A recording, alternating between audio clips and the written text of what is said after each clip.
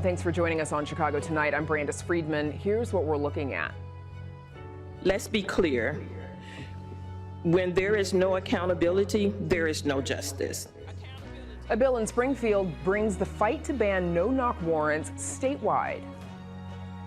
Chicago's 6 great terminals almost made the city seem like Oz. And Geoffrey Baer takes us all aboard while he explores Chicago's rail system in a new WTTW special. First off tonight, Pope Leo says he does not fear the Trump administration and will continue to speak out strongly against the war in Iran. The Chicago-born pontiff responded today to President Trump, who criticized him in a lengthy social media post over the weekend, saying he's not a fan of the Pope and that he's, quote, weak on crime and terrible on foreign policy. Trump's post came after the Pope suggested that a, quote, delusion of omnipotence was fueling the U.S. and Israel's war in Iran. The things that I say are certainly not meant as attacks on anyone. And the message of the gospel is very clear. Blessed are the peacemakers. I will not shy away from announcing the message of the gospel. For more on the back and forth, you can visit our website.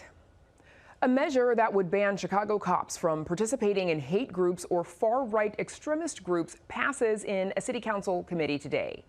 3 aldermen voted against the measure. One of them is 18th Ward Alderman Derek Curtis, who argues such a measure should apply to all city employees, not just Chicago police officers. There are no public allegations that city workers in other departments have documented ties to anti-government or extremist groups like the Proud Boys or the Oath Keepers. The measure would also give the Civilian Office of Police Accountability authority to investigate officers accused of actively participating in such groups. CPD says it supports the measure and believes every city employee should be held to the same standards.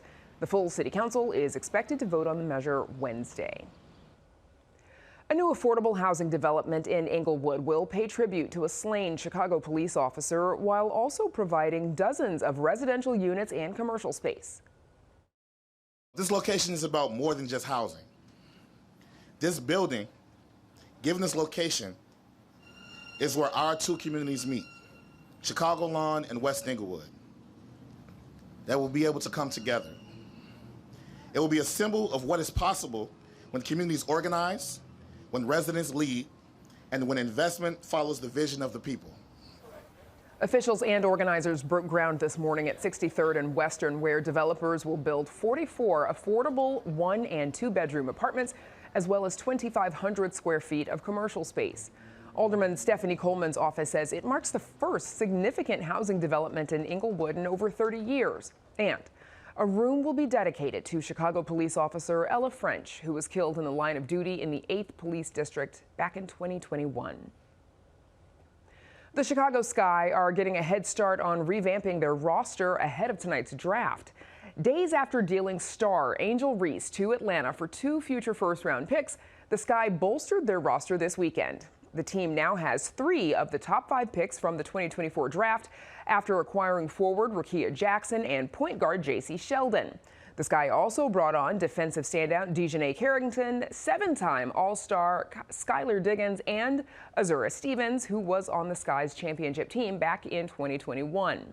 The team also re-signed a number of players, including the franchise's all-time leading scorer, Courtney Vandersloot. The Sky hold the 5th pick in tonight's draft that starts at 6 o'clock Central. Up next, what a ban on no-knock warrants could look like should a state bill pass. That's right after this. Chicago Tonight is made possible in part by the Alexandra and John Nichols family, the Polk Brothers Foundation, and the support of these donors.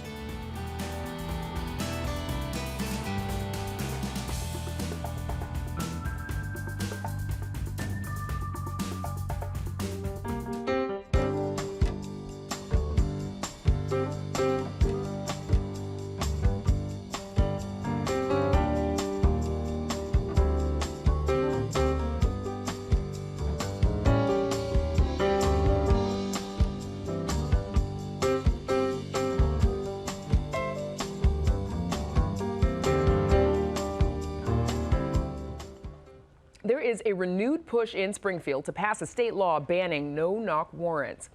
Anjanette Young is one of the leading forces behind the bill that is named after her. It comes 7 years after Chicago police handcuffed Young while she stood naked in her home as they executed a search warrant at the wrong address. This bill would ban no-knock warrants in all except exigent circumstances where the safety of officers or others is threatened, require officers to provide 30 seconds notice before entering a home, ban pointing firearms at children unless they present a clear and present danger, execute warrants between 9 a.m. and 7 p.m. unless a judge determines otherwise, and require medical assistance to be nearby when officers are executing a search warrant. Joining us now are State Representative Angelica Guerrero Cuellar, whose district includes West Lawn and Clearing on the southwest side, and State Representative Cam Buckner, whose district includes Bronzeville, Hyde Park, and the South Loop. Welcome to you both. Thank you for joining us. Representative Buckner, let's start with you, please. Would you explain for our viewers at home just what a no-knock warrant is? Yeah, so a no-knock warrant is something that is very rarely used by police officers. It's used, please. It is used to, to enter someone's home. Normally, when there are indications or questions about whether or not there may be drugs in the residence, but there's no announcement. Police enter the premises without, once again, announcing themselves, which can catch folks, pretty startled in most cases, but also there are issues where these warrants are not being pursued on the right homes, right? And so what we try to do here is find a way to deal with the issue that Ms. Anjanette Young had happen to her and that we've seen way too often around the state. In what kinds of situations are no-knock warrants typically executed? Traditionally, they have been really a relic or a remnant of the failed war on drugs. When people have, when cops have some type of intel that there may be narcotics at a premises, and what they attempt to do is to get there before the evidence can be lost. But once again, because this is a relic of a foregone era, I remind folks that, just flushing drugs down the toilet is no longer as big of an issue as it used to be, especially certain drugs like marijuana, which are now legal and something that we regulate and are part of the stream of commerce here. And so what we've said is that unless things are extremely violent and aggressive, that cops should not be kicking in doors unannounced in the state of Illinois. Representative Guerrero Cuellar, this bill would prohibit no-knock warrants for cases where the only alleged crime is drug possession, as we just heard Representative Buckner referring to. What concerns do you have about that? The way the bill was presented, or how we had individuals testify, they were trying to give a distinction between low-level and high-level crimes. And for me, if it's a crime, it's a crime. And I don't know that we necessarily can per se that because it's a low level, as how it was defined by the presenters, that it's a no need for a no-knock warrant. We don't know what's necessarily inside of a home or in a building until the warrant is executed. And so for me, the concern was it's very difficult to go ahead and calculate human reaction, human nature in a high level incident like this. And so I don't know that necessarily putting it on black and white is the safest for the police officers or for those on the other end as well. Especially the topic came up about children being inside the premise. And so I think we need to review this a little further just because of some of the things that were set forth in the bill. It sounds like, Representative, like you're saying, is it to some degree a matter of clarification of the language, or would you like to see delineated very specific alleged crimes or offenses that, might fit under the reasoning for a no-knock warrant versus that might not? I think we need to review everything. Again, the presenters talked about low-level offenses, high-level. They talked about if you were an experienced police officer like SWAT or the tactical team, that you would be more of an aggressor than actually carrying out. I think that's unfair and unjust. That's a little discriminatory against law enforcement because they're trained and they have more experience. And so I think it's really breaking down, right? There were specific hours set to the bill to, as well as when a warrant can be executed. And so I think we need to go back and again and just have those conversations with those experienced and as well as with Representative Buckner. Representative Buckner, Do you have any response to some of Representative Guerrero Cuellar's concerns? Yeah, I would say, listen, first of all, I'll say that I think me and my friend and colleague here, we don't disagree on the need to have some reform and to do things differently. And I know her background and where she's coming from in this space. What I will add is that the bill speaks for itself, right? The language is there. And I know during testimony, there were some questions about folks who brought their own personal experience to the conversation. But the bill is black and white. And the truth of the matter is that I know that my colleague doesn't want to differentiate between low and high level crimes, but the truth is that proportionality matters. And the law distinguishes between misdemeanors and felonies. Police policy distinguishes when it's going to be okay to do a high-speed chase and when it's not, when it's okay to pull your weapon and when it's not. So the totality of the circumstances does matter here.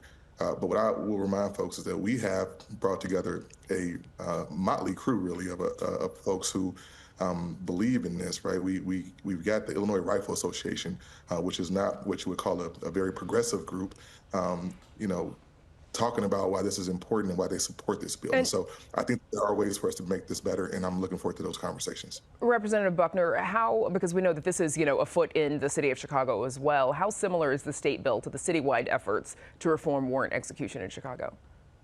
It's very similar. I think we have a little bit, we have some more leeway for cops under exigent circumstances. When somebody is a violent person accused of a violent crime who's a threat to safety of themselves or someone else, then we give them the ability to continue to use these warrants. I'm not sure if those parameters exist in the city bill, but they are very close. I think ours has some stronger guardrails. Representative Guerrero Cuellar, do you have concerns about how this bill might affect rural versus urban departments differently? Oh, absolutely.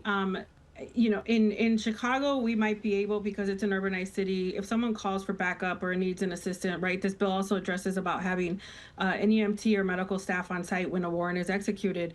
In the rural areas, we have to think about that. Calling for backup or getting a team together means probably borrowing law enforcement from other counties, and that would include the EMTs as well. And so I think that's something that's very important that we need to look at and to address.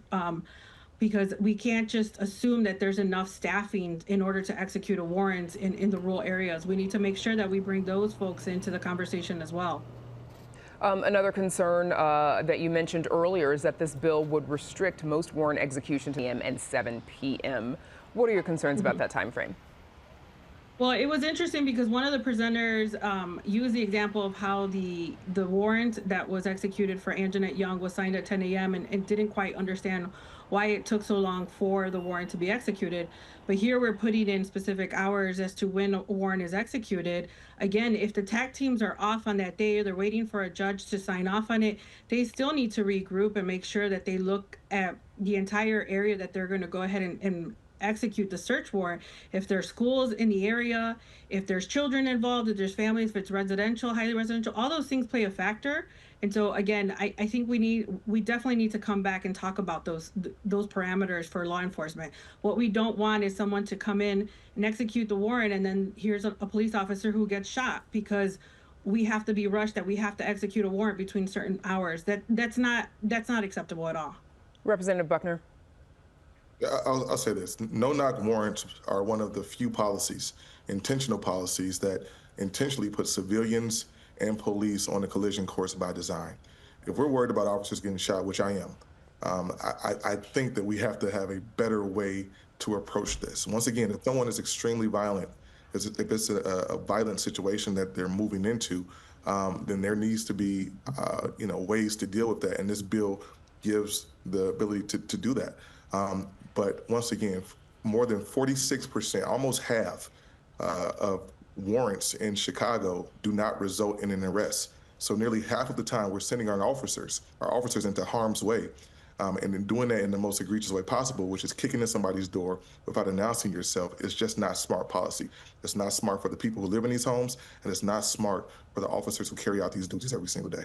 Representative Buckner, does this legislation, does it also call for additional training for officers who are executing these warrants?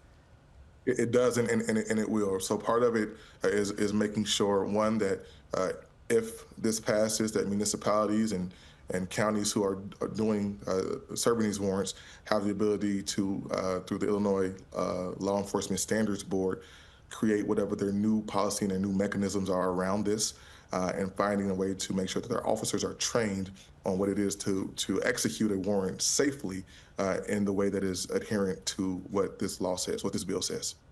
Additionally, when would a judge be able to override the limitations that are set by warrant execution, or that are set on warrant execution by this bill? What it does is it forces a hearing, first off, right? One of the problems with no-knock warrants is that they're all about speed, and speed does not necessarily mean efficiency or success, right? What this does is it requires a judge to look at the totality of the circumstances, to look at the history, to look at the familial and the spatial and geographic issues, because just like it's different, there's some different issues doing this in rural places downstate, just the city. You might get the same thing in certain neighborhoods in the city, maybe harder to execute these warrants. And so the judge has to take the totality of those circumstances and make that decision. Thank you. We've got 30 seconds left, and I want to give Representative Guerrero-Cuellar the last word. What would you like to see done here? We're definitely going to have to come back to the table. I think we really need to examine this. I want to bring law enforcement from rural areas specifically, and with our police officers. Look, our CPD officers are actually doing training, from what I understand, this week about no-knock warrants. So I don't know that necessarily a legislation is something that needs to be implemented. I think we're already discussing and having those conversations, but I want to make sure all law enforcement from all over the state is included and is able to really participate in what's going to happen and what's going to be put on black and white. All right, that's where we're going to have to leave it. Thanks to you both for joining us. State Representatives Angelica Guerrero-Cuellar and Cam Buckner. Thanks. Thank you. And we're back with more right after this.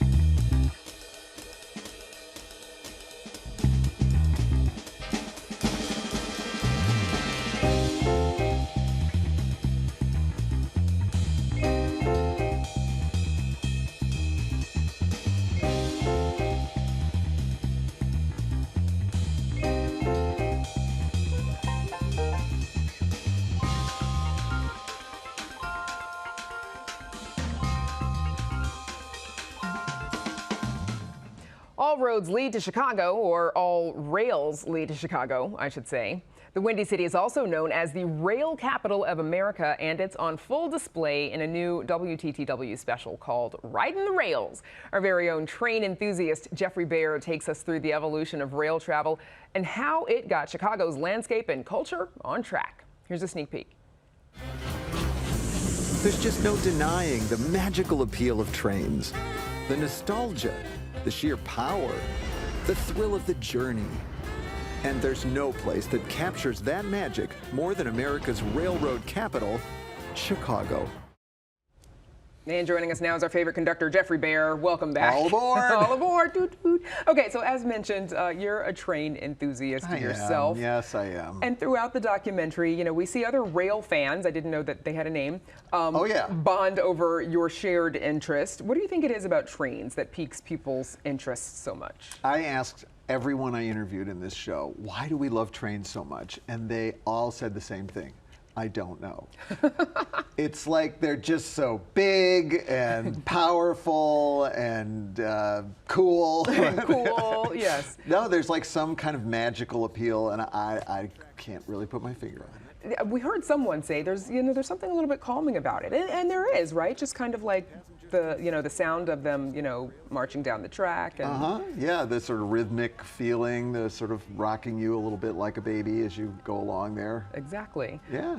How did Chicago become the epicenter of the nation's railty? I just Well, made that word up. location, location, location. Actually, my father-in-law in St. Louis used to say that St. Louis blew it because they declined to take the railroads back in like the mid-1800s, and Chicago was like, bring it on. Take it. So, and of course they had a little Mississippi River that they had to get across, which was, not easy to do. Heard of it, it's a thing. But it really has to do with our location at the tip of Lake Michigan. and then you're right across the state. You've got the Mississippi River and that waterway, and you've got, you can get here from the east. So we were already this sort of very much a transportation center by water even before the railroads. And so I think it was kind of also just natural for the railroads to jump on board, as it were. The city's iconic train stations show up in popular media quite a bit. As mentioned in the special, here's a little bit of that. The terminals might be gone, but they live on in the movies. From high roller hijinks. It's worth that much to you? Yeah. To life-threatening mistaken identity. You keep walking, I'll catch up. Yes, ma'am. To baby-saving G-men.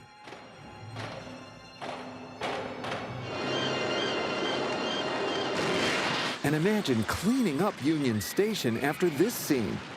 Fortunately, it was filmed on a soundstage. Makes me want to go watch a few movies. We saw some stations that are no longer standing. Right. What happened to all of the stations in the rails that are now defunct? Right. There were 6 great rail terminals in Chicago. We talk about them in the program, more than any other city in the country.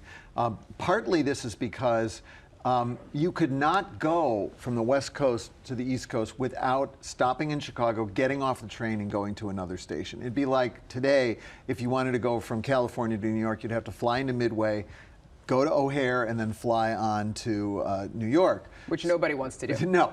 So, and the taxi services made a lot of money with all this transferring people from one station to another in Chicago.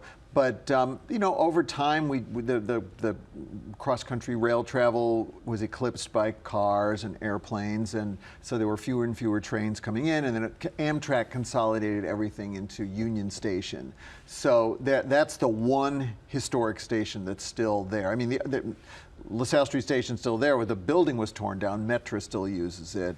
The South Shore Line, Metro Electric still uses that railroad along the lakefront. We have Ogilvy for the old Chicago Northwestern, the Union Pacific. But the only historic railroad station still there is the Union Station. It's Union Station. Okay, the special, it also digs into how rails shaped Chicago's identity. For instance, of course, many black Chicagoans found their way via train during the first wave of the Great Migration to Chicago.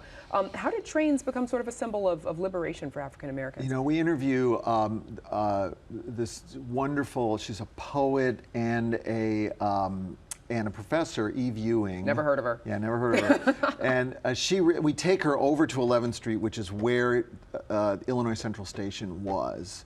And this is where, thousands of African Americans from the South came off the train and with hope in their hearts. We said it's kind of like a sacred space, and Eve is so articulate about the way that this transformed Chicago, this influx. We also talk about the Pullman porters. We go out to the Illinois Railway Museum. I drive a steam engine at the end of the show, and we talk about, there it is, the Pullman porters. And while you have this luxurious train, we also show where the Pullman porters' quarters were, essentially servants' quarters in the train. This thing the size of a phone booth with a toilet, because they couldn't use the toilet that the customers were using, passengers. And we talk about the whole life of the Pullman porters as well in this show. Right. Our transit system, it looks a lot different from the days of the Pullman porters, though. Why have we moved away from that traditional mode of travel to, what we see today? L's, buses, cars, of course. Well, cars really, the interstate highway system basically was kind of a boondoggle to literally put the passenger railroads out of business, and air travel now. In fact, when I was a student in Europe, I spent a year abroad. We rode trains everywhere. Even in Europe now, kids who are doing their year abroad are flying, not taking the trains as much. Amtrak actually this year apparently is having the biggest year they've had in a long, long time. So people are coming back to the railroads, especially with gasoline prices the way they are now. And obviously we're just looking at the L there. We have one of the biggest transit systems in the country, and we're still, people are still, there a lot of challenges right now with the L, especially since COVID. Yes. But the L system is still there. Yeah, it's still there. Chicagoans still depend on it quite a bit. Okay, so we don't have time to show the clip. Folks are going to have to watch it, but okay. Very jealous of the fact that you got to drive a steam locomotive. Yes. How fun was that? Oh, it was just like a bucket list thing, And I have to say, how these train crews survived, like how they lived past the age of like 30, I don't know, because the fumes and the heat in that cab were unbelievable. I mean, our cameraman, Tim Boyd, got heat stroke. Oh, dear. In the cab. I hope Tim's okay. Because it was so hot. Tim is okay. Tim is okay. Great website, too, for the show. Everyone should use the website. All right. Well, I'm going to tell them about it right now. Geoffrey Baer, congrats again on another show. Thank you so much for joining us. Absolutely. Of course. And you can watch Riding the Rails with Geoffrey Baer tonight at 7 right here on WTTW. You can also watch it online at WTTW.com/rails. There you can find more railroad history, like details on America's biggest train heist, how railroads standardize time, and much more. And that's our show for this Monday night. Stay connected with our reporters and what they're working on by following us on Instagram at WTTW Chicago, and join us tomorrow night at 5:30 and 10. Now for all of us here at Chicago Tonight, I'm Brandis Friedman. Thank you for watching. Stay healthy and safe, and have a good night.